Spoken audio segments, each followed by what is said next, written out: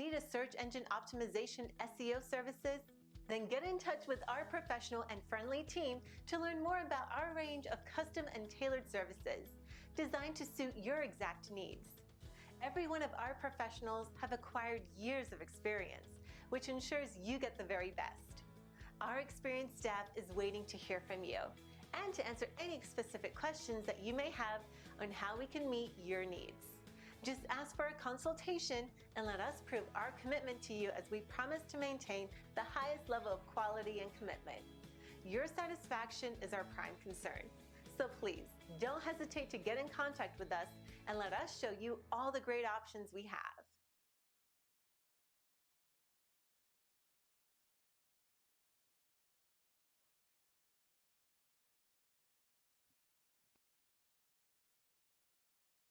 Loud and proud, outrage porn-free, civilly disobedient media broadcasting live on the Worldwide Coalition Radio Network at coalitionradionetwork.com, facebook.com/The Coalition Radio, on the Mighty Mighty Twitter at coalition_radio, and of course, coalitionradio.us, the mothership where links to our Spotify page, our YouTube page, our Civil Liberties page, all of that can be found in real time with an emphasis on 1.0, 2.0, and all three versions of the coalition. We've got a special Sunday night event here. We're going to be focusing on one of the issues that we truly take to heart, and of course, that's immigration. As a committed libertarian, I truly believe in the free, if you will, the free movement of people, ideas, issues, and commerce. I don't believe that borders arbitrarily set by folks from a distant generation have any real reflection on the human condition. And while I respect a nation's rights to organize a border, it is a fundamental of both property rights and human rights that folks should have free, if you will, free passage across those borders, as long as they engage in no harm to anyone else. And yet, here we are in the year 2020 in Providence, Rhode Island. We find ourselves amidst a pandemic, the likes of which we haven't seen generationally since, 1918. And yet, astonishingly enough, our conversation tonight will focus around criminalization of said behavior.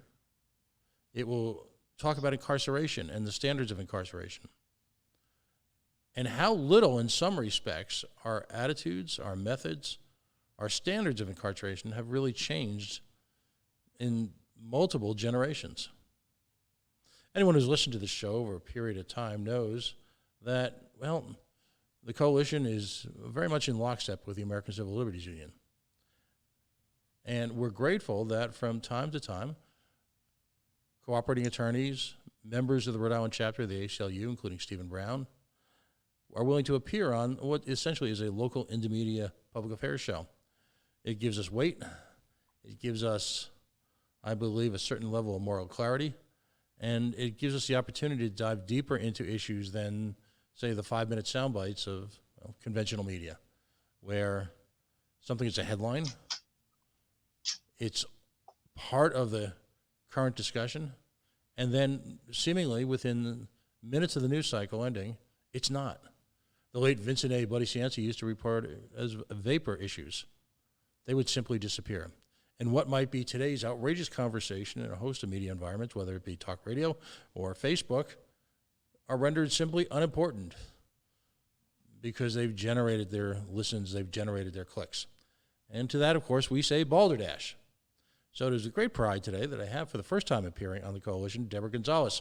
She is director of the Immigration Law Clinic, as well as being an associate clinical professor of law at the Roger Williams University Law School. Prior to becoming director of the Immigration Clinic, she practiced immigration law in the Boston area, including, but not limited to, seeking relief in the form of cancellation or removal, adjustment of status, waivers, asylum, and termination or removal. She represented immigrant clients before the U.S. Citizenship and Immigration Service in an affirmative setting where she sought relief for her clients by way of adjustment of status through a variety of petitions. Deborah's practice includes employment immigration law, where she's represented various foreign nationals at URI, Brown, Gordon, Alexanani, Lifespan, and countless others. She's worked on a pro bono collaborative and helped create something called the alternative spring break, which is something I'm dying to discuss, where folks volunteered at a detention center in San Antonio, Texas. Folks who followed our trips down to New Mexico understand, you can imagine the affinity we have for that. And of course, she's won a variety of awards.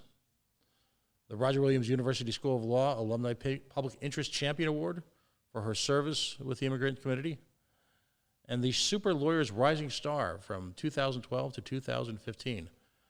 She serves actively in the community as the secretary for the board of directors for the Rhode Island Latinos Dollars for Scholars,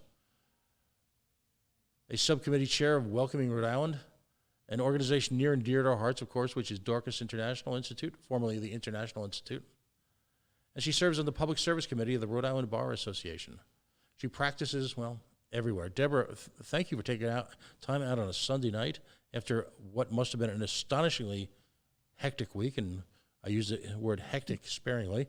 Welcome for the very first time to the Coalition. Thank you, Pat. Thanks for having me, and thank you for your patience. I know you and I communicated a few times during the week. It was an absolutely crazy week with the litigation that we had against the Wyatt. No, absolutely. And folks need to understand that this is, of course, the marvel of the American Civil Liberties Union. Attorneys like Deborah have a range of personal legal involvement, including perhaps a private practice, perhaps a side practice. They've got, in many cases, they teach, and in many cases, they're organized and involved with a number of civic organizations. I just spent 5 minutes reading her curriculum, and that was sort of the pared down version. For folks involved with the ACLU, the pursuit of the law is not simply a profession; it's an avocation. The level of dedication is astonishing. In many circumstances, this work will end up being pro bono, or there might be some reimbursement for the incredible expenses of conducting legal support at this high a level. So on one occasion, you literally, regarding the case we're going to discuss tonight, you got a phone call, and on a Sunday night, you had a telephone conference, which was critical to the development of your case, didn't you?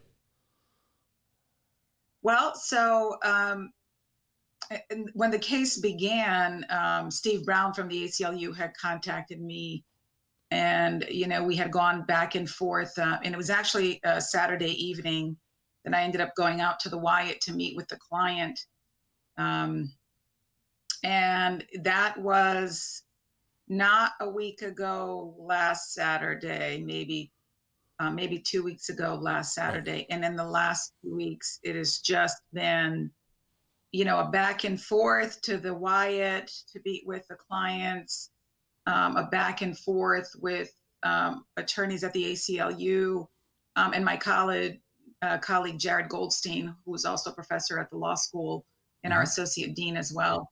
And it's just, it was an incredibly, ridiculously busy week. And when we finally filed, was I think when I got your call, Pat, could we talk? And I said, sure.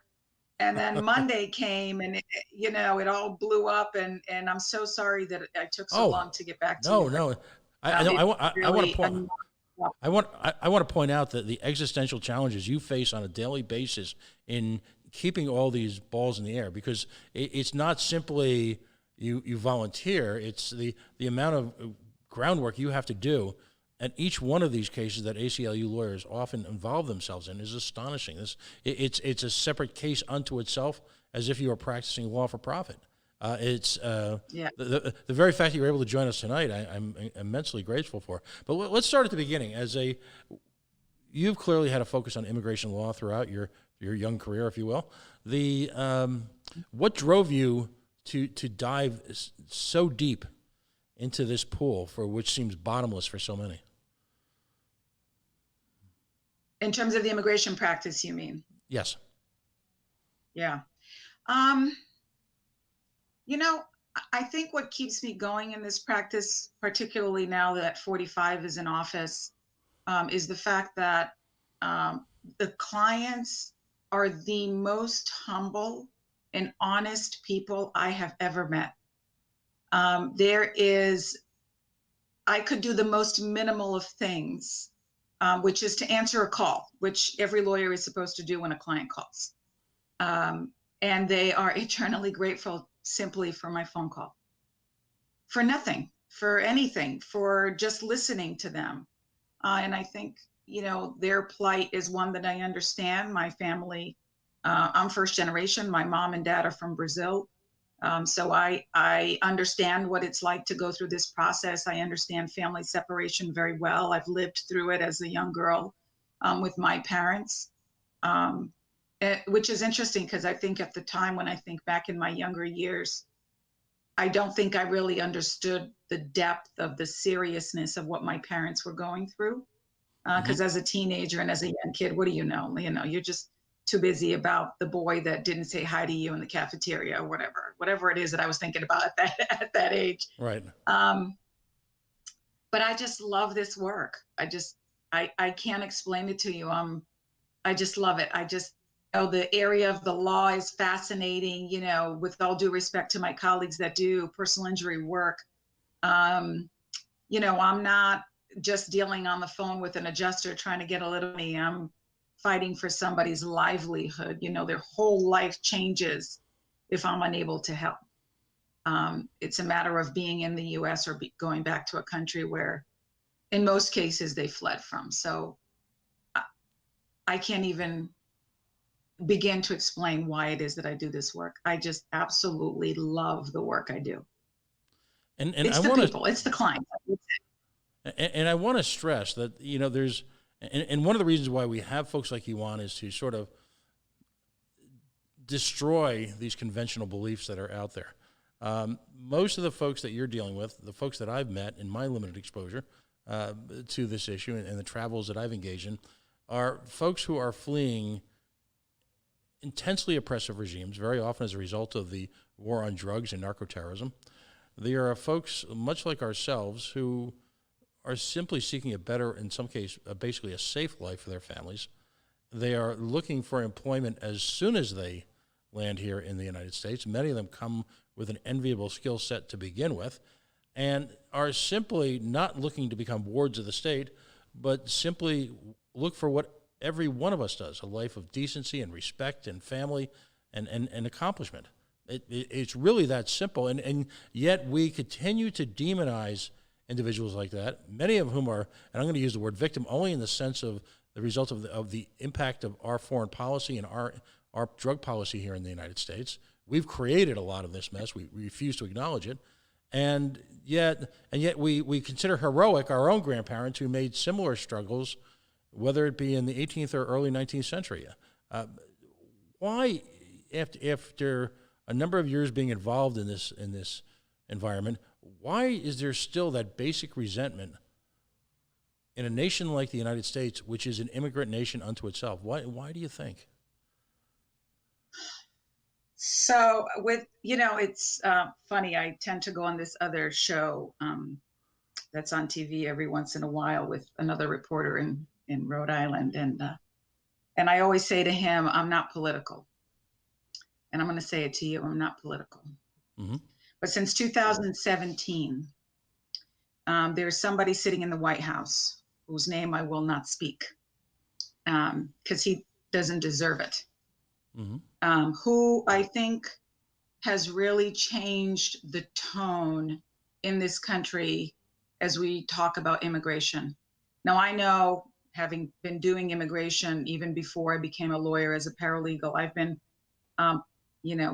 either practicing immigration as a paralegal under the supervision of a lawyer, or as a lawyer for the last 30 years of my life. And I have never in my life, in the last 30 years, ever heard people speak about immigration the way I do today. And I really believe in my heart that it is because 45 has made it okay for people to come out and say things that they ordinarily would have never said before. Mm-hmm. There is no question in my mind that the man sitting in the White House today is a racist. There's no question in my mind that the man sitting in the White House today has made it okay for people who have the same beliefs as he does, to come out and have and show such hatred to this population of people. And it's become very apparent to me that it is in large part based on the color of skin, because it has become very apparent to me that even in the context of the immigration laws, and it's, maybe I'm being facetious, maybe not, but even in the context of the 3 men that we had detained, that I was representing under the Wyatt, 2 of which were from Central America, and 1 of which was from Europe. If you've read the news articles and if you've read the case, 1 case got dismissed because he was released on his own by ICE without us having to go to court. He was the European guy. I'm shocked. Okay, the other 2 Shocked. men, oh, of course, falling off your seat, shocked, Pat, I'm sure, because how could that possibly be? What are the odds? What are the odds? But this is what I really, in my heart, I really believe that. And it makes me sad. It really does. Because, the civil rights movement and the respect I thought that we were showing Black people and people of color, brown people, I think we've walked back a good 40 years, and it makes me sad. And so I'm going to fight all the time, anytime, every time. It's funny because just today I'm on Instagram and I belong to this group of people who like to run. I like to run. I'm not, I don't run marathons or nothing, but I just, I like to keep myself busy. And, one of the things on the Instagram today was this person who posted, oh, write something about something you're proud of. And everybody else's comments was about their running. And I wrote that I was really proud of the fact that I got these men released. And I was really worried to post that because I don't know who's on the other line. And it's scary to see people's comments or to hear people's comments and the hatred that comes out of their mouth. And I'm not one to hold back my tongue, so I have to be careful. No, oh, go ahead. I'm sorry. No, just a roundabout way of saying this is all 45's fault. No, I think when we spoke briefly on the phone, and I try not to dwell on it too much because it was really, we've invested a few weeks of time maybe, and I've invested a few days being on the border as opposed to activists like yourself that have spent countless hours in court and have spent countless hours interviewing folks, writing motions, the hours and hours of work behind the scenes that goes into that Perry Mason moment. So I wouldn't even pretend to be on the same level as some of the activists that I've met in right here in Rhode Island. But just on my brief trips down to the southwestern portion of the United States to a border community, and just in speaking with and some relationships we've developed here for the show as a result, and having gone into Mexico and actually met folks who, ironically, were trying to flee an oppressive regime in Cuba, did so by walking, if you will, from Brazil to the New Mexico border, only to find themselves frustrated in that final, literally, couple of miles to freedom. Folks who represented every skill set imaginable, folks who were essentially subjected to the politics and the politicization of our American refugee system, which is well delimited, well supported by established case law, and has been practiced at various levels successfully for generations. It's in seeing the conditions that they've had to live in, seeing the conditions that they've been received at here in the United States from a nation, again, that brags about that somehow their relatives did it the right way. Well, the right way then was not a whole hell of a lot different from what the quote-unquote wrong way is now. And to see individuals demonized like that, again, who many of whom are refugees from narco-terrorism, which is our fault, not anybody else's, our fault, is just... I'll use I'll use the word disheartening you know, this is family radio after all. Did I mention it's our fault? No one else's but our fault. So let's talk about what you folks have established at Roger Williams University. What was its inception? What drove it to the point now where you offer a seemingly endless variety of services, and you do so, incredibly enough, by allowing, if you will, law students to practice under your law license. Tell us all about that, because we're going to spend a lot of time on the case, but that by itself I'm intrigued by, because it seems like you folks have done an incredible act of nobility, not only by supporting these cases and supporting these folks, but by also birthing an entire generation of immigration activists who will, in fact, carry on the fight that so many folks like you are engaged in right now. Give us the whole picture. So I'm really proud to be part of the Roger Williams University School of Law community. So there's two programs, I think, one that you alluded to, and then my clinic.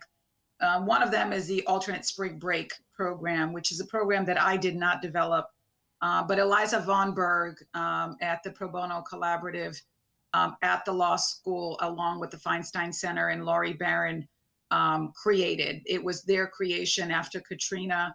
They decided that they wanted to send some kids down to Louisiana to help when the hurricane hit then. And I'm sure Laurie or Eliza could tell you better, but I think at the time they may have had, 20 some odd kids, or maybe 30, they call them kids, law students, go down to Louisiana. And then every year this program has expanded to this year. I think we had about 100 kids, 100 law students go to various different placements. If not more. I mean, we just had a presentation for the law school recently, and every other year or so, I myself volunteer my spring break, and I go down to the border with students. So the first time we went was in 2015. We worked with Raíces in San Antonio at the ICE Detention Facility, which was under the Obama administration, where they were doing detention for families.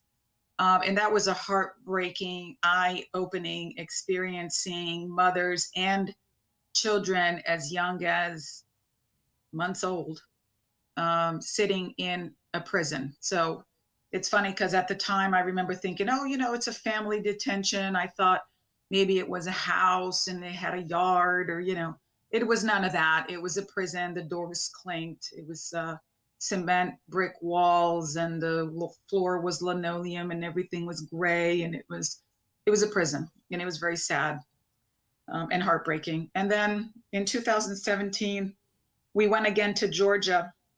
We went to Ocilla, Georgia, and we again volunteered, this time with the Southern Poverty Law Center, who had a project out there working with detainees. And so we were there trying to help them put their bond packages together, and providing help with declarations and document gathering and writing motions and that sort of thing. And then just before COVID hit, I was down in Texas. We were in Harlingen, Texas, with another group of students. This time we were working with ProBar, which is also a nonprofit organization that provides services to a lot of people who are in Mexico. And we actually crossed the border and saw the tent city, and we went to observe the tent court, which was absolutely horrific. And, the whole experience, I think, from the students' perspective, is fascinating. I think from my perspective, it's a bit more horrific. Although I would imagine that the students, fascinating for them only in the sense because now they're seeing firsthand a lot of the things that I talk about in class.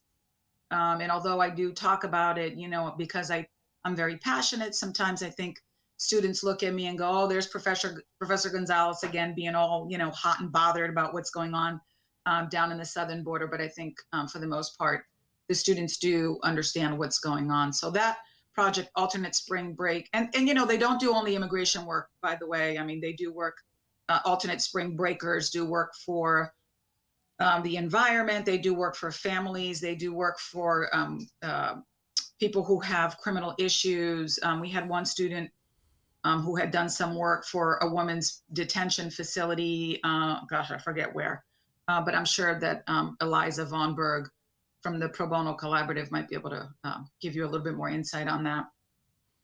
But then as it relates to my clinic, so I'm the director of the immigration clinic at the law school. And in my clinic, students are licensed pursuant to Rule 9 of the Rhode Island Supreme Court rules, wherein students can practice immigration law, practice law under my law license. So that means students are actually meeting with clients, and we have real cases, real people in Rhode Island who can't afford to pay a lawyer, who we represent. I do mostly only cases that are in removal proceedings, because Dorcas International, as you know, does have an immigration department, and they do great work there, and they do it at a low rate. So I don't generally take the same cases they take, but I will try to take mostly cases that are in removal, because immigration court cases are very expensive. And there are, other than myself, and I think Karina Valencia, who is the Rhode Island Immigrant Coalition's attorney, no one else is doing this work pro bono. So, and students they act like lawyers. Their job is to represent the client. My job is to teach them how to do that. And it's I think really incredibly, from what I've heard from them, rewarding. I hope it is. I know that every time I get my evaluations at the end of the semester, the students are pretty happy with the work that they did. And I'm always really pleased with all that we accomplished during the semester. Now, is your center open to be approached by individuals, or do you seek folks? So as we take this interview and we bundle it and share it with folks who weren't able to listen live tonight, we'll list a variety of services that are mentioned on your website. Is that something that folks can contact you for, or based on limitations of time and budget, quite frankly, do you have to try and seek potential clients out? Well, I really have no shortage of clients. And the way my clients come through is, number one, I was a private attorney in Rhode Island, so a lot of people know who I am and that I do this work. Most immigration attorneys in the state of Rhode Island know that we exist because they know me. And so I get a lot of referrals that way. And I work closely with Dorcas International. So Carl Kruger and Cecily Ziegler, and now Karina Valencia, who is there as well. So a lot of cases that may come through Dorcas International may be referred to me. And I do ask when people call me. I mean, sometimes an attorney will send me an email and say, hey, I have a client, can you talk to them? And I'll talk to the client. But I don't have the capacity to have people just show up at my office because it is, I mean, we have a receptionist at the office, but we have 3 other clinics with many other students. And so, the staff there isn't there to serve my clients. They're only there really to help the students. So I do ask people to call, leave me a message. If I can, I'll call back. And if it's the first time they're calling, I ask them to go through Dorcas first, because sometimes people will call me for work I don't do. So for example, I don't do naturalization work. I don't do that work because Dorcas does it incredibly well. They do it for a low fee, and it's not academically challenging, I guess is what I'll say. And I generally like to assign more challenging cases to the law students. Right. Now, Roger Williams Law, by national standards, is a relatively young law school. It's well established. It's got some amazing attorneys in practice now. But are many law schools have this sort of outward facing clinical environment where they're offering so many different services, both to support the community, support causes, but also to simultaneously immerse their students in what has got to be some very, very practical applications of the law? Right. I mean, I think a lot of law schools do provide various different clinics. The variation of the clinic and the experience the student gets, I think in large part depends on the clinical director.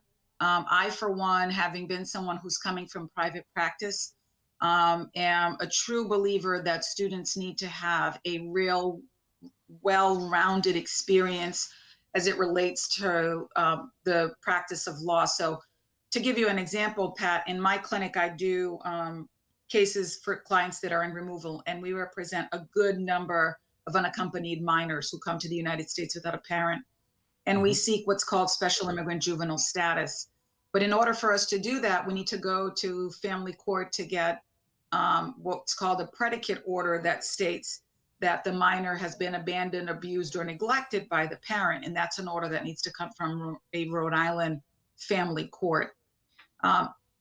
Depending on the case, sometimes I have to go to probate court first. Sometimes I can just go and then go to family court. Sometimes I can just go to family court. So my students do all of that. So they'll go to probate court, they'll go to family court. If I have a criminal case where maybe we're going to do some post-conviction relief stuff, although I haven't gotten there yet. This semester, in fact, we were very close to filing our post-conviction relief petition in the district court, but didn't file it because of COVID. So the courts closed down. There was no way to do that.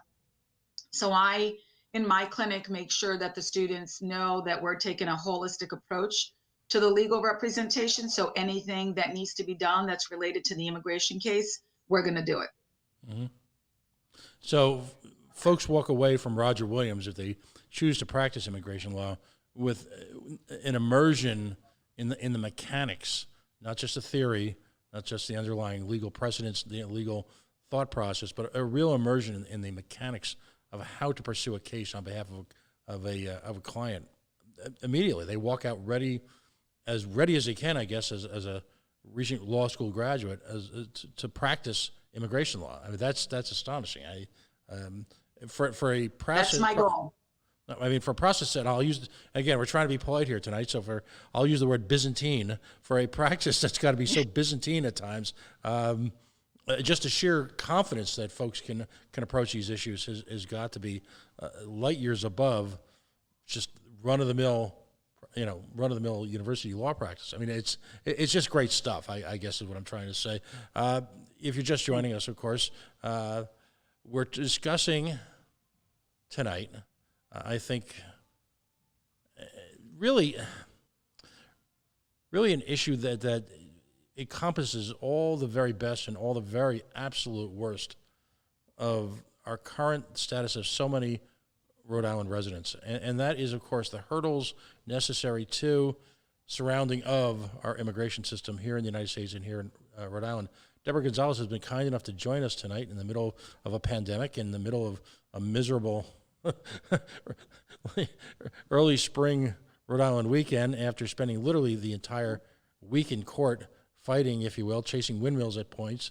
And we want to celebrate both her recent successes, but also walk away with an understanding of just the seemingly insurmountable battles, obstacles that she has to face and organizations have to face on a regular basis. So again, thank you for joining us tonight.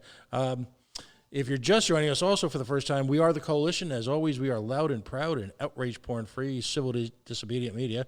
We broadcast on the Facebook, as you probably found us or will find us, on Twitter and on YouTube, as well as our brand new website at coalitionradionetwork.com. We hope you'll bookmark us or share us or like us or do whatever you're supposed to do, and you'll join us again, because this is the type of programming we strive for.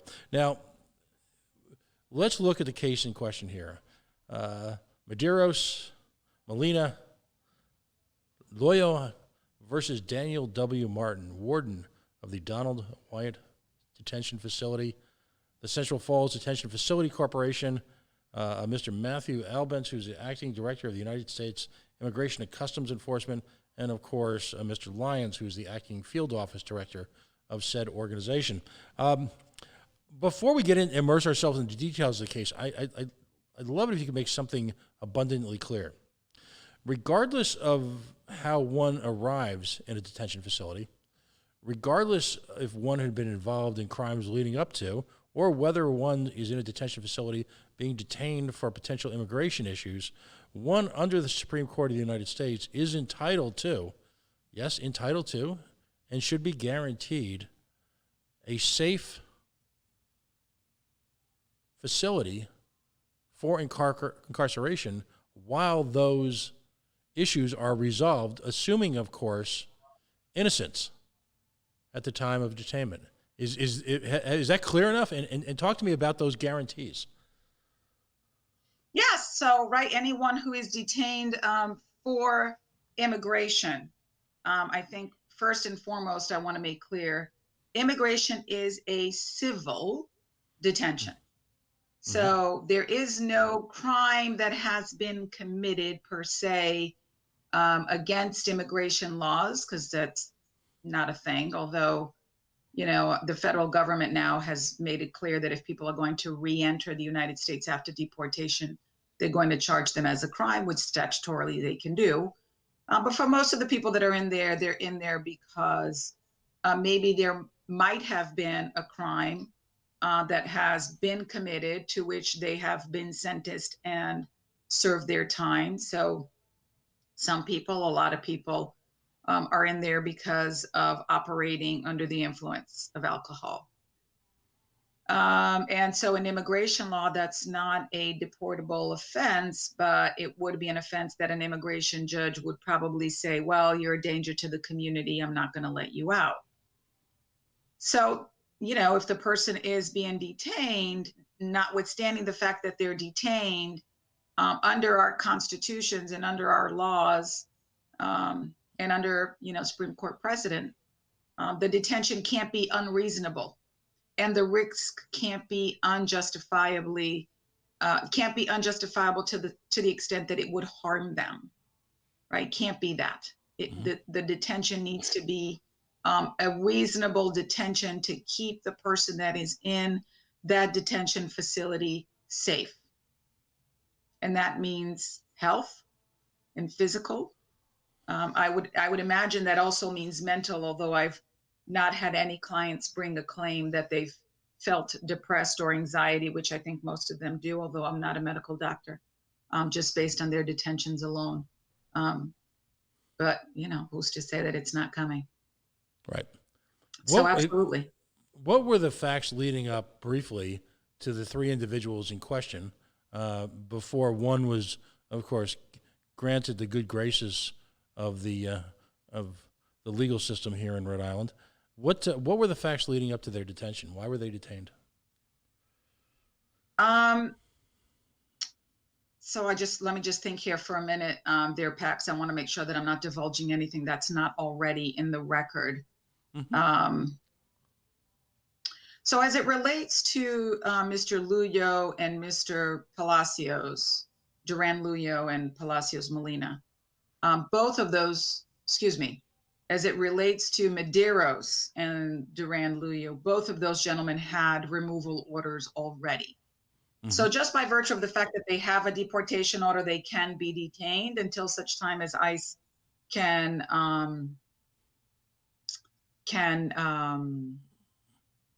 deport them, right? Obtain travel documents so that they can actually leave. Mr. Medeiros' order is very old. Mr. Medeiros' order is from 1993, and they hadn't deported him, or 1994. And they hadn't deported him, well, yet. Anyways, it's a little more complicated than that, but without getting into all of that. And then Mr. Durand had a removal order since 2000, I believe 17, even though he had filed several appeals. And he did, in fact, have an outstanding criminal offense that was just pending recently, which was the cause of his detention. Well, not the cause of his detention, right? Because the cause of his ICE detention was the fact that he had a removal order, not the fact that there was any criminal case pending. Right. And for Mr. Palacios, the same. Mr. Palacios was actually picked up as a result of a criminal offense that had occurred.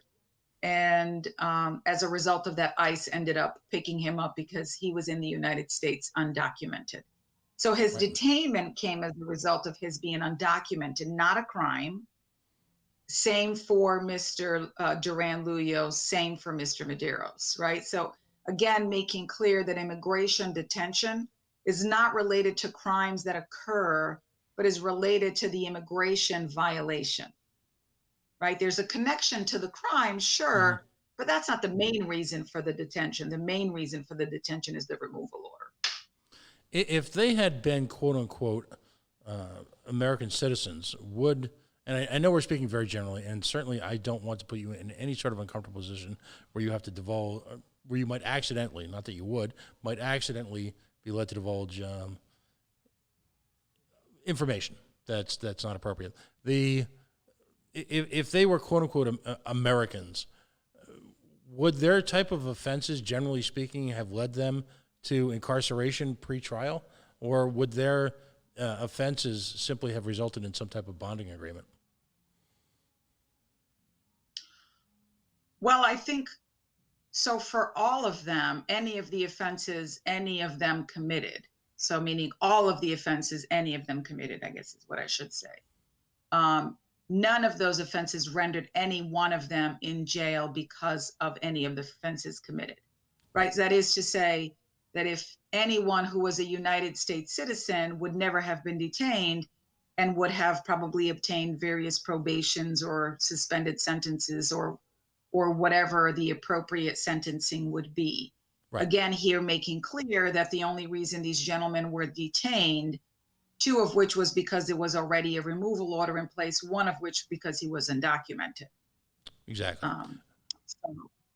Right, because I mean, once someone has a criminal offense on their record, even if they do or they don't, that's just a reason to determine if they should be bonded out by the immigration judge. Mm-hmm. Not that they shouldn't be released or that the detention itself should be another sentence, albeit that it is, but it shouldn't be that.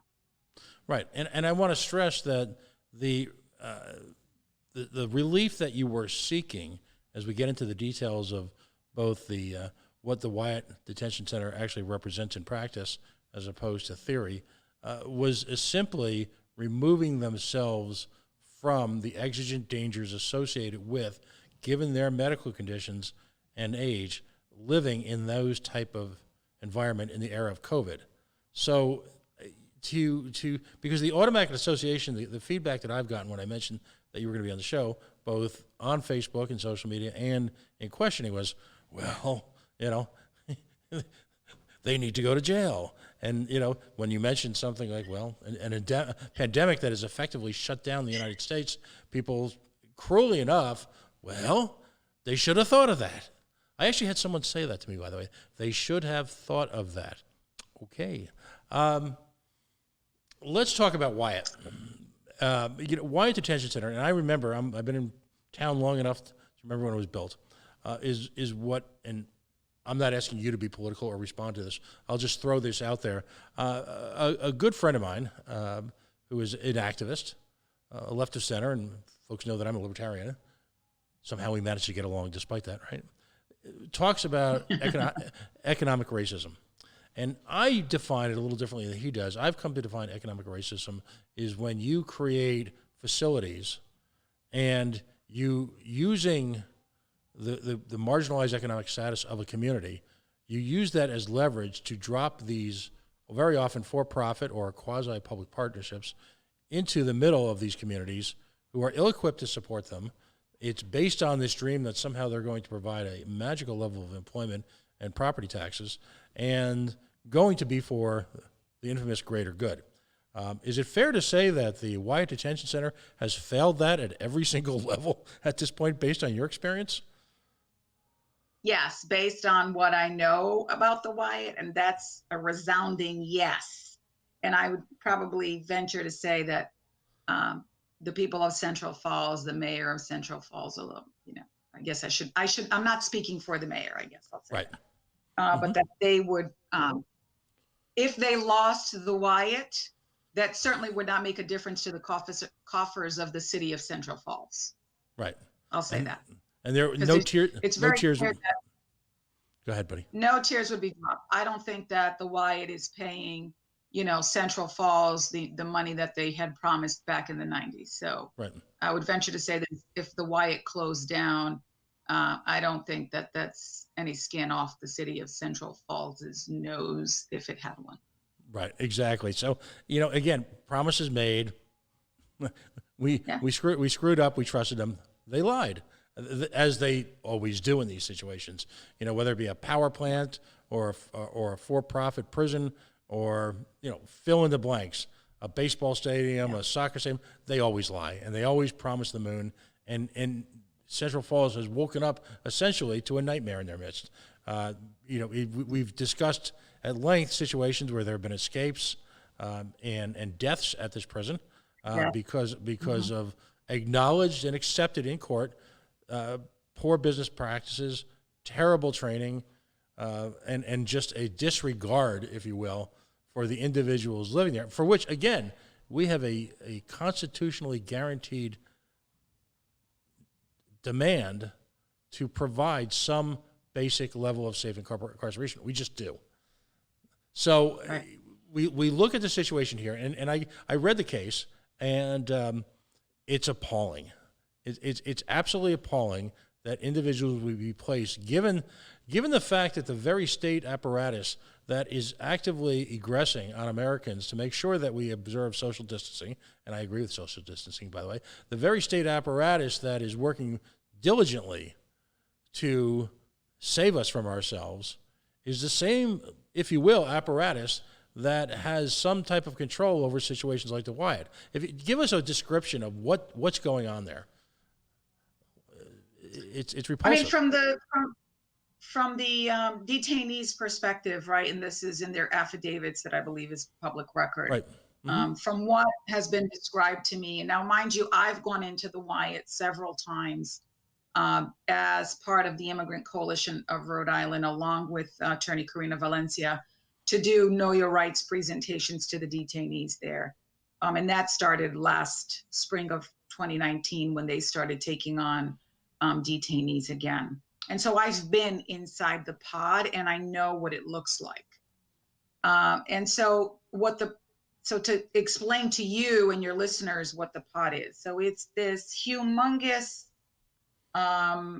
room, if you will, that within it has 2 stories. And where the bottom and the top have rooms all along, they're cells, all along the perimeter of this massive room. And in the middle is where they eat and exercise and watch TV and socialize and congregate. And I could not tell you the size of this room. I don't know. I can't estimate. I'm going to guesstimate the size of a basketball gymnasium inside of a school, maybe bigger. There are about 40 cells along the perimeter of the walls. There are 5 showers, 3 of which are on the downstairs on one side, 2 are on the other side for more people to share. There are 2 or 3 phones in the middle that everybody uses. The tables at which they sit are fixed to the ground, along with 4 seats, kind of sort of like a picnic table, but they're round and they're aluminum. And they are maybe 3 or 4 feet in diameter. And there are about 18 tables. And then there's a set of stairs that goes up to the perimeter where the rooms in the top are. The pods themselves, pod J2, which is the pod that my clients were in, is the bigger pod, and that pod holds about 84 detainees. At this time, the last I heard, there were about 63 detainees in there. Hopefully 60 now, because 3 of them left. Right. And, you know, the showers are shared by 60 men. So imagine 5 showers for 60 men. There are 2 or 3 phones. There are 18 tables with chairs. All of them eat lunch together. So they're standing, when we're thinking about social distancing, they are standing in line to get their meals at mealtime. And they stand, and this they testify to in their declarations, less than a foot apart.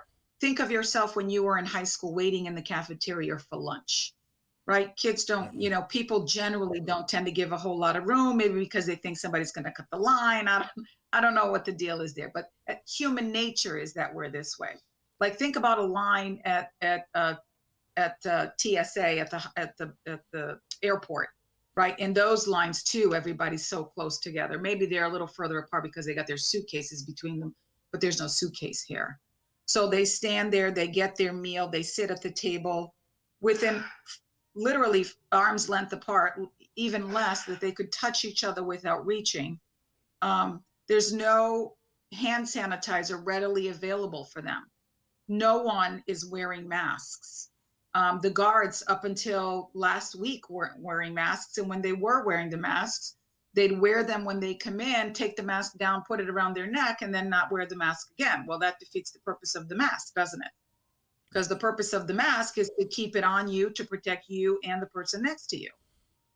And the detainees, albeit that they had been, what I've been told, thrown a little baggie with a mask and a set of gloves and a bar of soap, were given absolutely no instruction, nor were they ever told to use the masks. And in fact, I went to see them after they had been given the masks, and they were not ordered to wear their masks to come see me when they brought them down for their attorney visit. Right. So it was pretty clear. And even when I walked in, I mean, the guard that was sitting at the desk wasn't wearing a mask. He didn't have gloves on. You know, I walked in with mask and gloves. I looked like an alien, and these guards are looking at me like I got 5 heads. And I'm thinking to myself, why don't you have one on? Right. You're going in and out of this place. This is not okay. And, you know, we were, I mean, you know, fortunate, I suppose. I hate to use the word fortunate under these circumstances. But one of our plaintiffs was actually worked up for the Wyatt as the person cleaning. So we had a lot of insight about what was going on in their cleaning procedures. And albeit by the time we had our hearing, they were, he had been ordered to clean 4 times a day. He was cleaning, and this is part of litigation and public record, so I'm not worried about saying this. He was cleaning at 9 in the morning, 12 in the morning, 4 in the afternoon, and 7 in the afternoon. Now, mind you, the guys who were using the phone weren't calling one guy at 4, one guy at 7, one guy at 9, one guy, right? There's a line. So somebody's on the phone at 9. If the phone's cleaned at 9 o'clock, somebody's on the phone at 9:05. Guess what? There's 5 other guys behind him who are going to use that phone, and the phone's not being cleaned in between. Now, under normal circumstances, maybe that would have been okay, although I think that's still disgusting. But nevertheless, under normal circumstances, maybe none of us would think much of it. Maybe most of us would be like, oh, okay, that's not a big deal. But under COVID times, as we are living today, I mean, we don't even want to go to the grocery store and stand 6 feet apart without having a mask on. Imagine these guys who are stuck in this facility, in a congruent facility with, you know, more than 60 people in there. The guards are coming in and out. They have no way to protect themselves. And guards every day would go through to look for contraband in their cells with their bare hands, no gloves on. So they had no way of protecting themselves. There was no way that anyone who has a significant illness is going to be able to protect himself inside of the Wyatt, considering there is not enough testing going on in the Wyatt to determine if there are people in there who are asymptomatic. Right. And let's be blunt, even though they were cleaning, you know, I read, and by the way, we folks who are listening, if you go to coalitionradio.us and you go to our civil rights blog, you will see 4 different mentions at various stages in the progression of this case in the last handful of weeks, as well as attached to that are the PDFs, including all of the testimony and all the documentation. And one of the things that struck out at me, at one point, one of your folks, who was a detainee, was cleaning 4 days a week, or four times a day, excuse me, with just ordinary water. Apparently no real disinfectant or none of the cleaning supplies that one would associate with the safe practices that have become part of the culture now. On top of that, you have guards coming and going. I'm assuming you have detainees coming and going. You've got more controls, quite frankly, at a Stop and Shop than you do at a challenging, potentially dangerous, close-quartered group of detainees who are being monitored, if you will, by a culture of hyper-aggressive, fairly poorly trained individual security guards.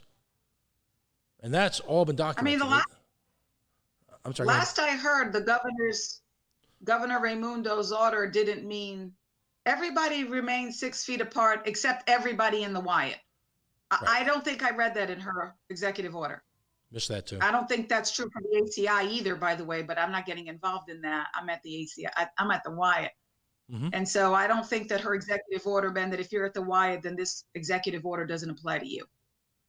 And even if, let's think about this for a minute, right, Pat? Because even if the Wyatt said, well, and by the way, some of my clients were in 5x9 cells that they were sharing with somebody else. So they weren't in a 5x9 cell by themselves, where they had the ability to keep it clean. And if they wanted to, maybe they could have put their mask on and stayed in their room all day. You know, that there was none of that because they were sharing a cell.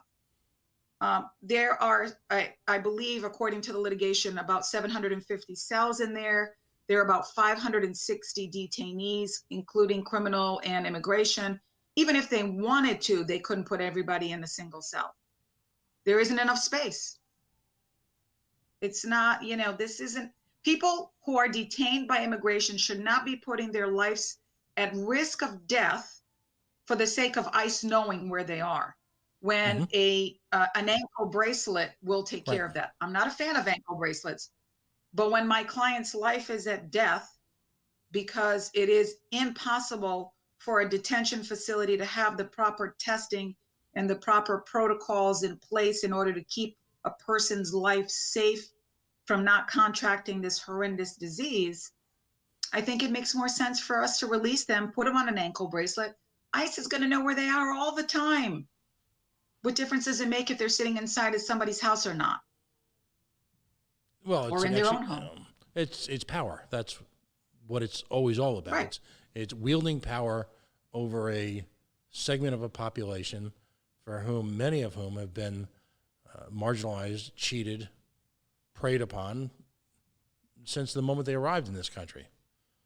As opposed power to and money, Pat, right? Because let's not forget that the Wyatt Detention Facility isn't a government agency, right? It's a quasi-government. They're definitely almost not for profit.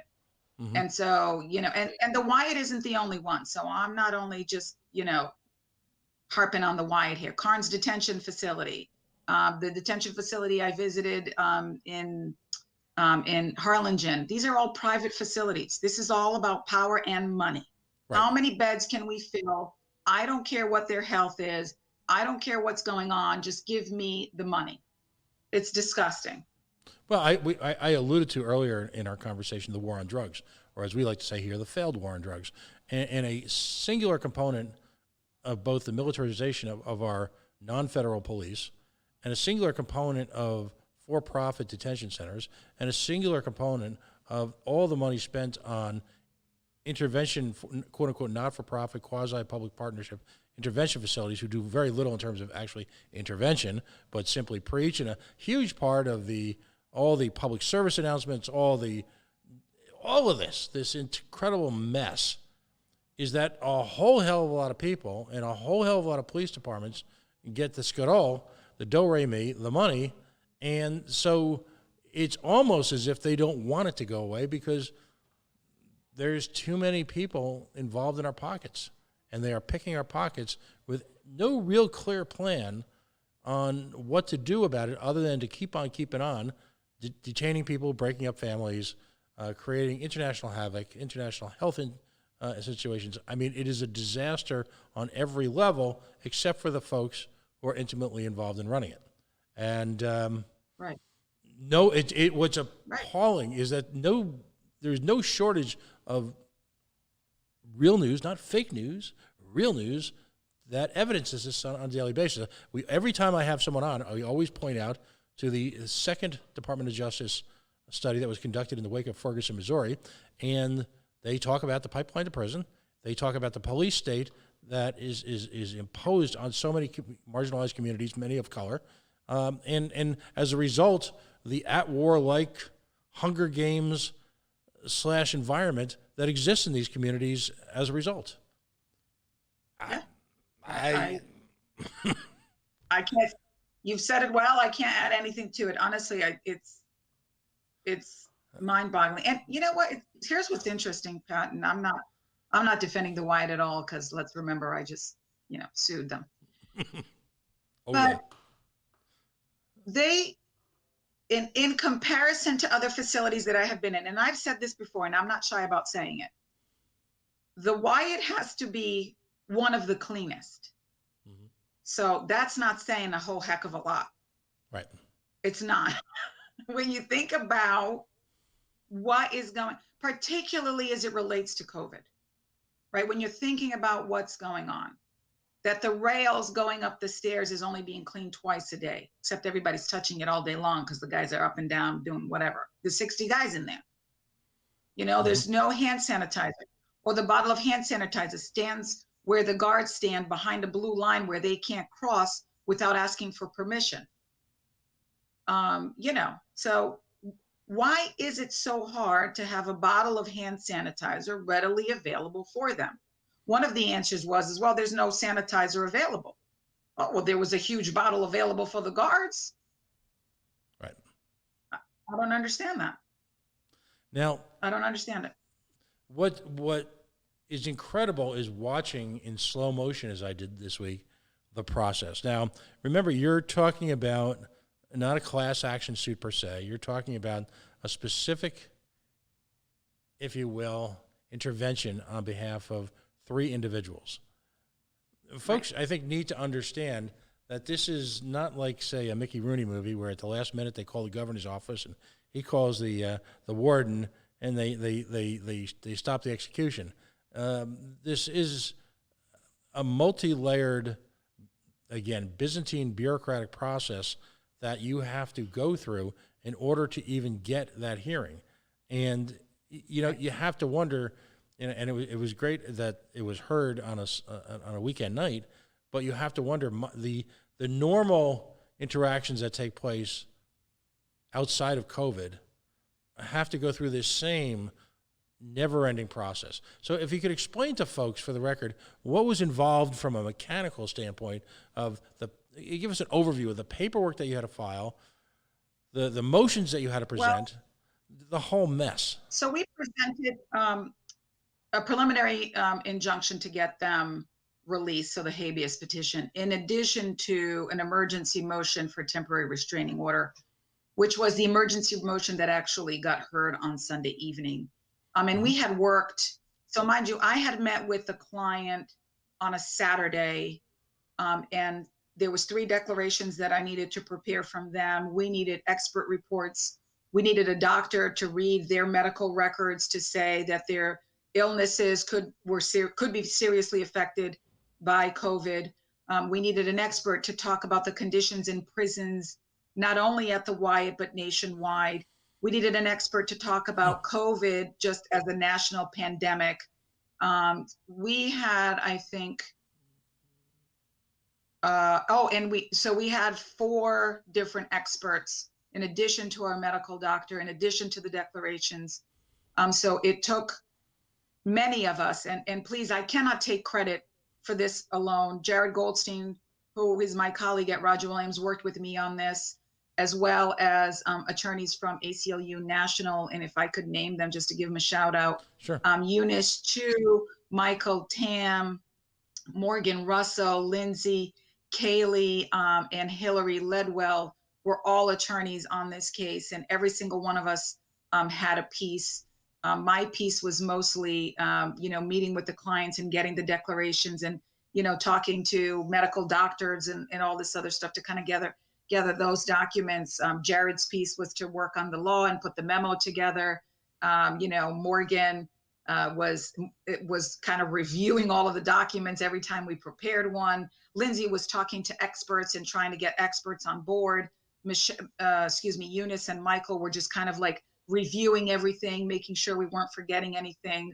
Hillary also behind the scenes working with the experts. We had also a paralegal, Sarah, whose last name I forget, who works for the ACLU. So there were a lot of moving parts here in a 7-day span when you think about it, because we did work on Saturdays and Sundays. We filed our petition finally on Saturday night. I think it was at 12 in the morning, by the way, which really was Sunday morning. And Judge Smith, who I give tons of credit for, while he looked at that petition, and that same day, I got an email from the court saying, we're having an emergency hearing tonight at 5. So now we're all scrambling, trying to figure, okay, what's the argument going to be? What are we doing here? Because the government hadn't even answered. They hadn't had time to answer it. And he wants an emergency hearing. And that hearing ended up being more of kind of like a pretrial hearing, telling the government when they needed to answer. Now, there was a standing order by Chief Judge McConnell on another case where they had given the government 5 days to respond. But that other case, I think it's called Salage, they didn't file an emergency motion. So in this case, Judge Smith said, I'm not giving you 5 days. 5 days is too long. You got 2 days. So the government had to answer by Wednesday, and then we had to have our hearing and be ready to go by Wednesday. So all of it was so fast paced, because then, I'm trying to get criminal records. We're trying to get medical records. We're making sure all of the ducks are in order. And at the same time that our case was going on, that Salage case was going on, and Chief Judge McConnell had issued an order that the Wyatt had to issue a report twice a week. So we're saying, okay, well, we want to see what the order says. As soon as we got that response and the government submitted their response, I'm now meeting back with, the detainees and trying to get an update on what's going on inside the Wyatt. It was really a whirlwind, like 2 weeks, just trying to put this all together. And I'm really proud to be part of this team. And it really was a team. It was not me. It was definitely a team effort. And I really commend the folks from ACLU National. Now, we're all on this side of the dial, if you will. We're all armchair legal experts. We've all seen Law and Order many times. We all understand legal procedure in the same way that we're all instant epidemiologists as well. One often talks about federal precedent. Now, you've just conducted a process over a handful of weeks, which I can't even imagine the total hours expended by everyone in everything that you've just described. Now, because of this and the yeoman's work that you've done and potentially have saved a couple of lives and prevented the further, if you will, breakdown of a handful of individual families, you were the cavalry, literally. Does every private prison around the nation go, ruh-roh, we got a problem here. We've got to sit down, we've got to analyze who's at risk medically, we've got to put together a profile on these people and understand whether or not these people should be in our facility, or can we send them home proactively with on some type of ankle bracelet? Does that happen, or does this literally have to happen at every level for every individual case? I mean, I can't speak for the criminal cases, and I think Judge Smith on another matter, I think it was Judge Smith, correct me if I'm wrong, I don't, released, I think 50 or 70 inmates at the ACI who had their sentences almost complete or were low-level offenders, or could have bonded out or bailed out but didn't have the money. So, those I think cases were released. So I really can't speak to that. But ICE has already announced, in no uncertain terms after COVID, that they are not releasing anybody. They're not doing it. In fact, and I commend the attorneys for the government. I don't want to, bash a colleague, of course, because I think he did what he needed to do. But, Judge Smith, if you listened to the hearing, in no uncertain terms said, you guys need to negotiate. And the answer from ICE was, we're not negotiating. If the judge wants to do this, this is what we can do if I'm ordered to do it, but I'm not negotiating and I'm not releasing anybody. So and to answer your question, go ahead, absolutely every detention facility needs to be looking at this and saying, can we really protect these detainees? These people's health, their life is at risk. Right. I was about to say, this is where we cue the Imperial Stormtroopers music every time the word ICE is mentioned. Because I've seen this in action.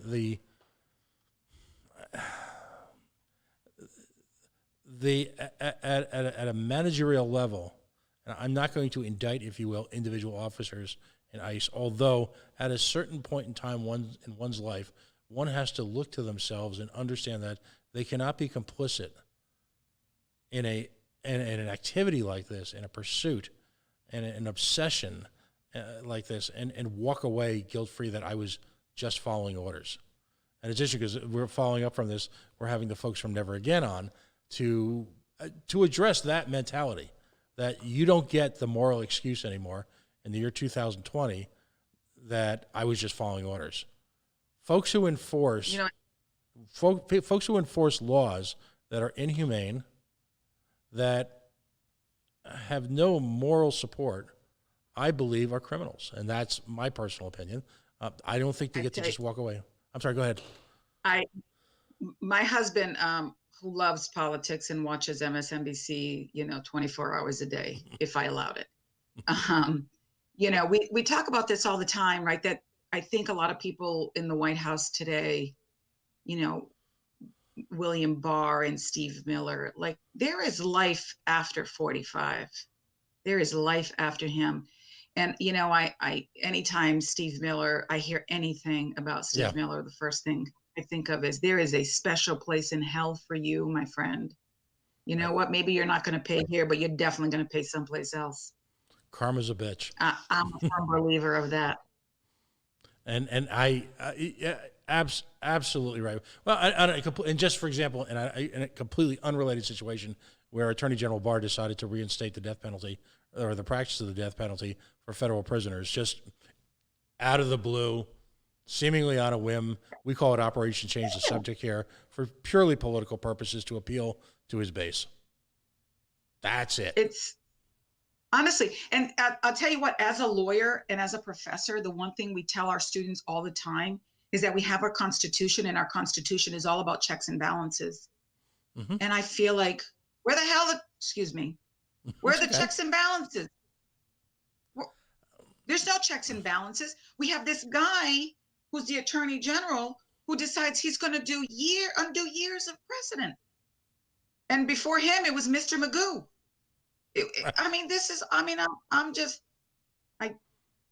I can't, you know what? I really hope that in November something else comes up. Well, I'll be political where you've chosen not to be, and I completely respect that. Whether it's our State Department, whether it's our Department of Justice, there is been a series of traditions, time-honored traditions, that are based in an era of civility that have been completely thrown out the window. And they were there not to create this, what do they call it, the deep state.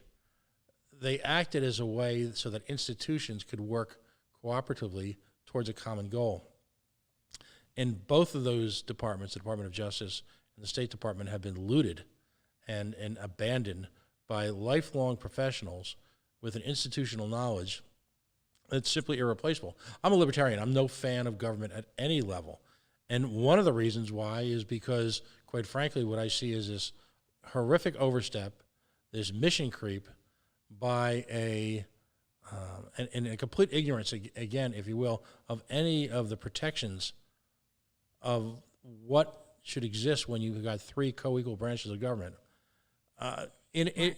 Masquerading, by the way, on behalf of a political party that wraps itself in the Constitution continually, yet in matters that couldn't have been even approached in the Obamanista regime, have just been crushed. That's the despicable irony here. On one hand, they wrap themselves in the flag and the Constitution, while at the same time pummeling it. And I'm not a Democrat. I'm a don't you wish you'd voted for Gary Johnson and Bill Weld kind of guy, to be blunt. Because at least in that case, again, without going down that road, you had two individuals who had operated as very successful governors, who had seen the failings of, again, the war on drugs. And these days you can fill in the blank. It's the war on fill in the blank.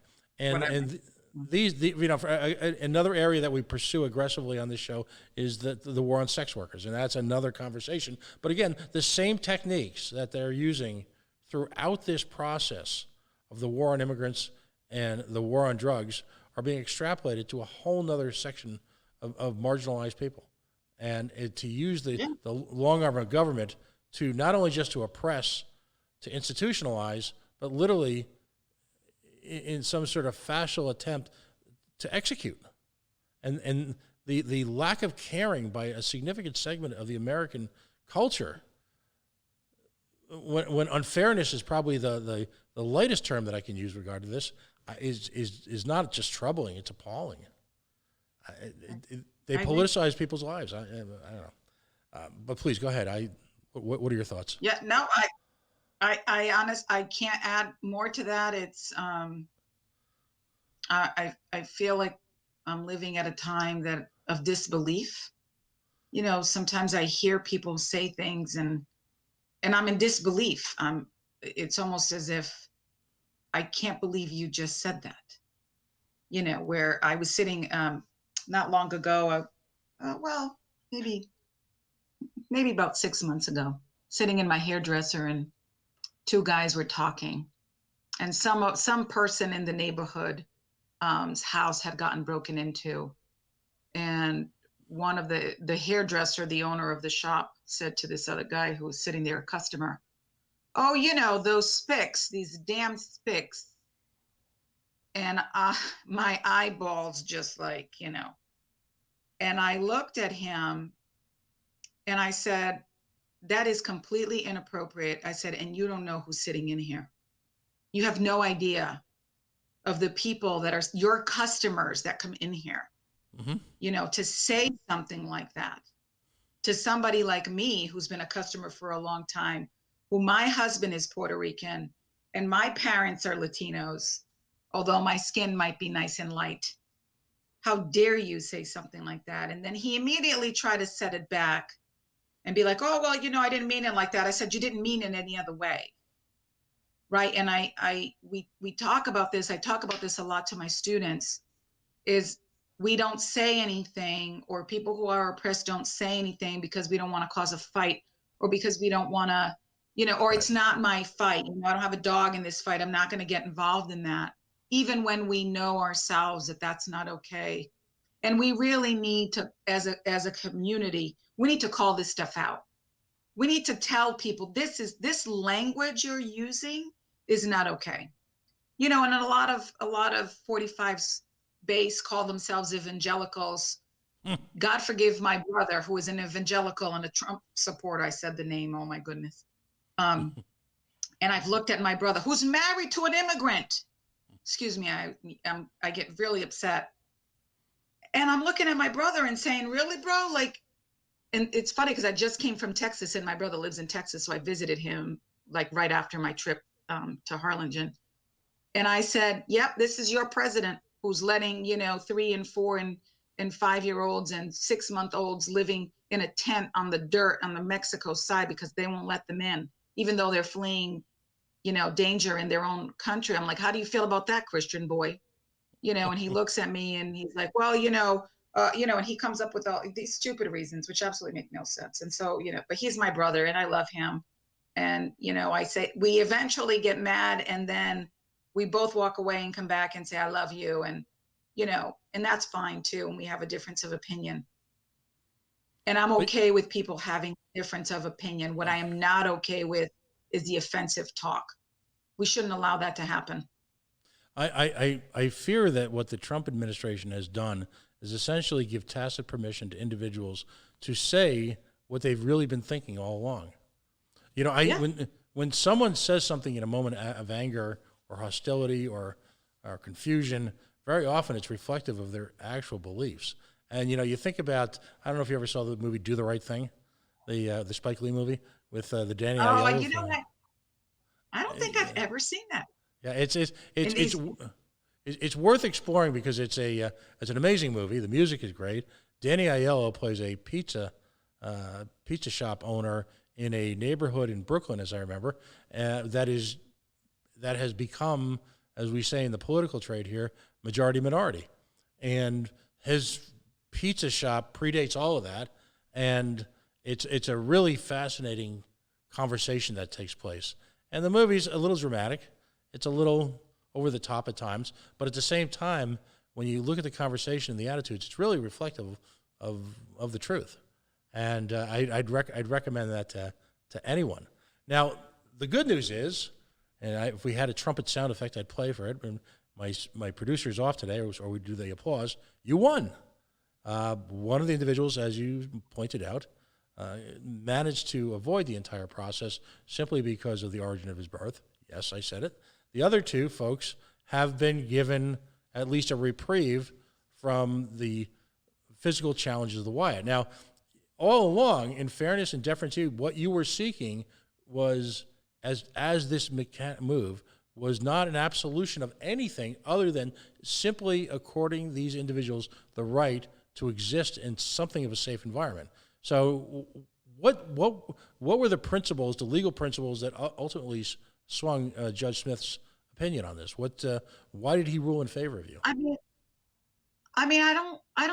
So, right. So there needs to be, I think what's called, gosh, I'm going to forget the legal principles because I don't do this work all the time, but there needs to be an objective, there can't be an unreasonable risk, right? So when an objective person is looking at it, the risk can't be unreasonable to the person who is on the inside, looking at it from an objective lens, right? Considering they're in a detention facility, that it's a congruent location, and that there's only so much that the Wyatt can do.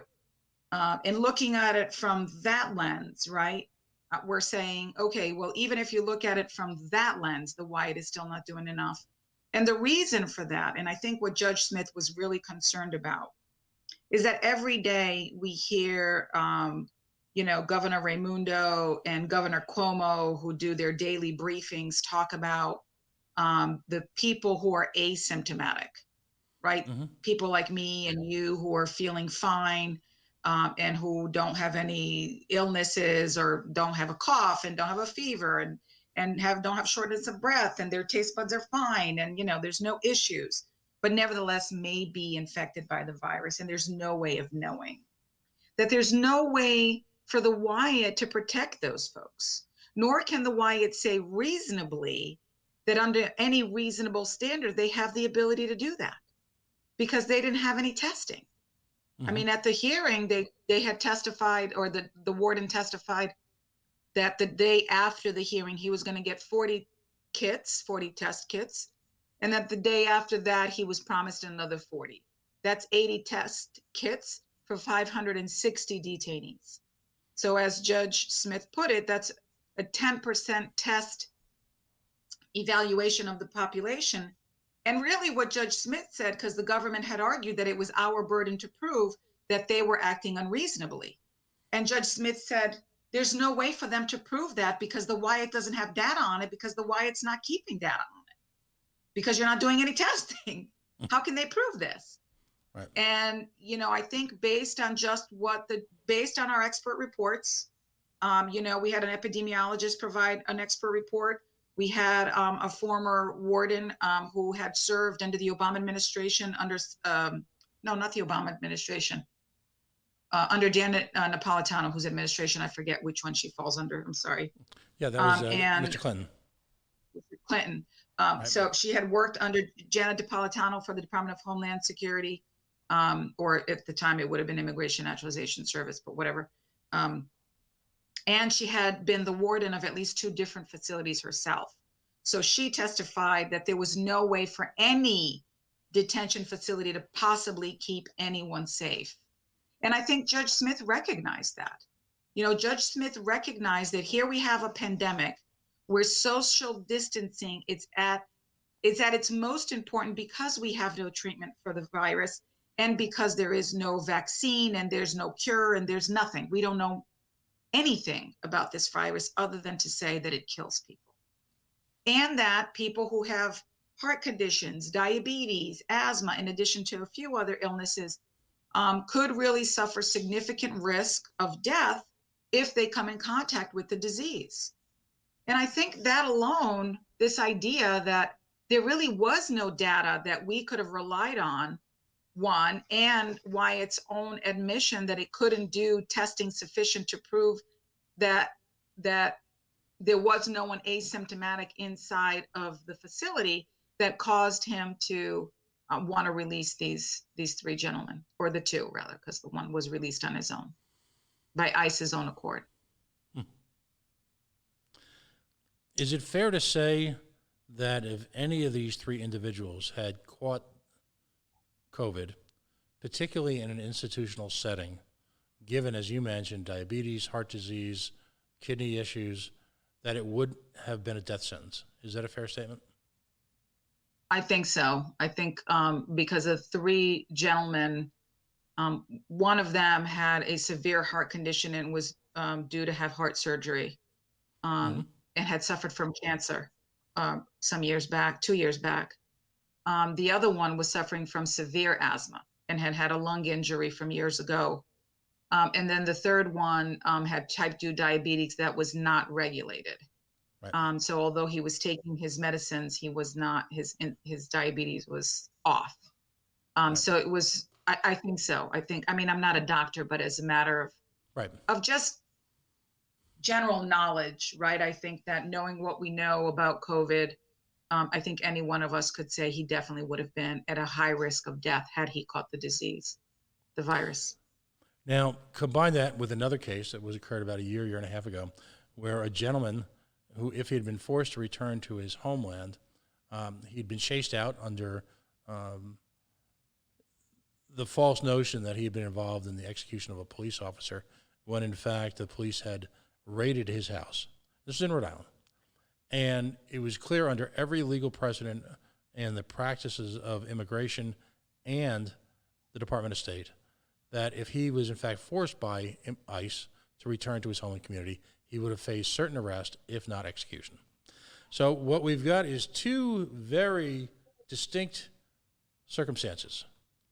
But the common denominator, of course, is that ICE and the federal government are hell-bent to intervene in both and work aggressively towards, not tacitly, there's no passive aggressiveness here, work aggressively towards taking a set of individuals whose circumstances are dire and intentionally forcing them into situations which will, in both cases, result in their death. One can never be certain. Maybe this gentleman could have, I believe he was from Nicaragua. Maybe he could have gone back to Nicaragua and lived happily ever after, and the state police would have ignored the fact that he was allegedly involved in a shooting with their state police. I'm not thinking, though, that's probably going to happen. So what does it say about a nation that in the space of 100 years, in the space of a century, has moved from an open embrace of undocumented peoples from literally around the planet, where the primary ingredient for becoming an American overnight was simply A, the absence of any obvious physical illness, and B, someone here in the United States who would at least claim to take sponsorship or credit for you, to a situation now where despite all the economic advantages that have been well documented in having an immigrant community, despite what should be an advanced 100 years later embrace of human rights after multiple world wars, killing fields, you name it, what does it say about our government when we are so openly hostile to folks who come from ordinary means who simply want to be here in the United States? You know, as I'm thinking about your question and immigration law and various policies this country has put forth in the last 100 years, I think the number one thing that comes to mind is self-survival, right? I think because, when you think about the last 100 years, right, the Italians came and then the Irishmen came and they were treated like crap. And then the Chinese came and they were bad too. And then, civil rights movement then, happened because then people were like, oh, wait a minute, we shouldn't really be treating the Chinese like that because a lot of them are US citizens anyways, they were born here. And it's all about, and as I think about, right, the history, it's all about self-survival. Like, I have this and I am not giving to you, much like I think of white supremacy, right? The power of the white people, that I am white and I am in power and I am never going to let you have the power that I have. Why? Because if you're in power, then I'm not. If you're in control, then I can't be. And not only white supremacy, immigration, all of these things, racism, they all are combined into this idea that for some reason, some of us should be in charge and other ones not. that some of us deserve more than other people. And these people don't deserve anything because their eyes are funny, or because they eat food that we don't like, or foods that we've never even heard of, or because, you know, they're brown, or because the way they dress, you know, that those folks are too different than what we are, you know, that they don't look like me. And so we're afraid that those folks are now going to take control, as opposed to the thought process of, wait, together we could create something really cool, right? Together we could have a lot of different ideas that are coming from different spaces and maybe make this better for all of us. And that's just not happening. And it's got to do, I don't know, as I think about immigration laws and white supremacy and, you know, the pipeline to mass incarceration, all of these things are related, all of it. And it's all related to race. It's all related to what's the color of your skin? Who do you look like? What do you speak? What are you eating? Why are you different from me? And if you are different from me, then I can't have you here, because then I'm going to lose power. And it's, I don't have an answer, Pat. I'm just, you know, as I think about these things, it really makes me sick to my stomach that as a human nature, we don't think that it's more valuable for all of us to come together and learn from each other's experiences than it is for a person to say, no, I'm white, I'm better than you, I'm more educated than you, I have more money than you, I dress better than you, I look better than you, and therefore I should be in power. You know, Those are the diversity in Rhode Island, the cultural, religious, racial, geographic, economic, on one level makes Rhode Island a remarkable place to live. It's just truly remarkable. I go back to my one of my daughters in high school did crew. Yeah, she went to one of those schools, and largely because my wife is a teacher at one of those schools. And there's this picture of her out on a boat, and in the boat with her is another high school kiddo, and she's dressed in, incredibly enough, crew-appropriate athletic attire that is Islamic. So they managed to, the free market has created a, if you will, a uniform for young Islamic women who want to do crew. And I looked at that picture, and the normalcy with which my daughters just are, I mean, they're beyond racial, they're beyond sexual identities, they're beyond any of these issues that seem to be my generation's burden. And I look at a society like Rhode Island, which on so many levels is so advanced and embraces that kind of diversity because of all the opportunities it brings for us to learn and live in different cultures, and the food and the friendships and the travel experiences that come as a result of that. It's really astonishing. You know, how is it that, you know, I guess the question I can only leave out there hanging tonight is that how is it simultaneously as a society can we be so bigoted and so intent on denying these same people, when given the opportunity, denying them the same access to opportunity that was I'm a second generation Irish kid, that my grandparents and my parents were ultimately given. I don't think we have an answer for it, Deborah, but it certainly baffles me. And I guess that's the existential question of the night. I think it is. Go ahead. There isn't enough time to discuss it there, Pat. There you go. Well, listen, I want to thank you for joining us tonight. This probably turned out to be a little longer than you thought it might have been. A lot of folks end up saying that. They thought, how can I possibly fill 45 minutes of conversation? Yet here we are nearly an hour and a half later. But I mean, my hat's off to you for the work you do. Thank you. You and your organization, you've certainly detailed all your coworkers and the team approach, both the American Civil Liberties Union takes on a national level as well as Rhode Island, the folks at Roger Williams, at your institute, your students.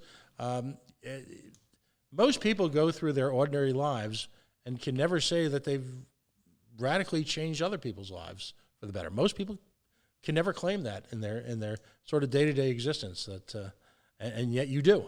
So, I hope you don't take that for granted. I hope you, at times like this, when it might seem the challenges might seem insurmountable, that you recognize and embrace past victories, and I hope you'll join us again. And when things return to normal, I'd love to have you come in and this little sound studio that we'd started to build. We started this new project about 2 weeks before the plague started. Timing is everything. Wow. But I'd love to have you and you and some of your students come in and continue the conversation about immigration and their commitment to a fair and open immigration process that makes sense literally for everyone, which in my world means just opening the damn borders and letting people travel as they see fit and make their own personal choices. That's how I see it. But I hope we'll continue the conversation. I can't tell you how much I've enjoyed tonight and how proud we are to have someone with your skills on the show. Thank you. Thanks for having me. It was my pleasure. It was enjoyable conversation as we're talking about something I'm very passionate about, and I really appreciate your point of view, because it's the same as mine. And I think I neglected to mention Steve Brown's true commitment to this. He was really kind of the force, I think, that brought us all together. And so I want to thank Steve Brown too, from the ACLU in Rhode Island, who's just amazing. Yeah, Steve Brown is and it's funny, he's heard me say this before. He is probably one of the most down-to-earth, let's just stick to our knitting kind of guy. We did a show with him years ago, probably 4 years ago, when I was on WPRO, and we call it the Why You Should Become a Member of the ACLU. And he talks about, for about an hour, the history of the American Civil Liberties Union, the ACLU in Rhode Island. And, we had Hannah Stern on last week, and, we've had a variety of lawyers join us for the last few years. Life would be very different here in Rhode Island. Certainly not for the better. Without Stephen Brown and the ACLU. Absolutely. I'll leave it this thought. When I talk to other folks in other parts of the country about having an activist ACLU, people that I've met in the libertarian movement that I've never met before, the word ACLU comes up, all of them acknowledge the activism and the strength of the ACLU here in Rhode Island as a national model. And that has a lot to do with the folks like you, but it also has one whole hell of a lot to do with Stephen Brown. So again, thanks for joining us, and please don't be a stranger. It was my pleasure. Anytime. All right. We are the Coalition, loud and proud, outrage porn-free, civilly disobedient media, broadcasting live on the worldwide Coalition Radio Network here at coalitionradionetwork.com. We want to thank Deborah Gonzalez for joining us on a drizzle, as Gary Lay would say, drizzle Sunday evening, to talk about at length her projects, the institutes at Roger Williams University Law School, her practice engaging in advocating for the rights of individuals, people, not immigrants, people, in a jurisprudence system that is clearly broken. This will be up on the Facebook shortly, and we'll be sharing it all around the social media. We are going to take a very quick break right now. We've run very long, but we're going to have folks from Never Again Action Rhode Island, and Nathan Levinson is going to be joining us in just a couple minutes. So if you hang tight, we will be right back. Thank you.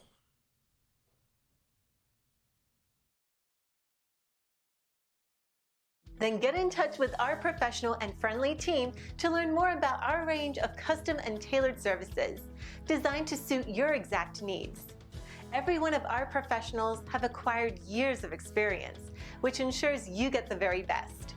Our experienced staff is waiting to hear from you and to answer any specific questions that you may have on how we can meet your needs. Just ask for a consultation and let us prove our commitment to you, as we promise to maintain the highest level of quality and commitment. Your satisfaction is our prime concern. So please, don't hesitate to get in contact with us and let us show you all the great options we have.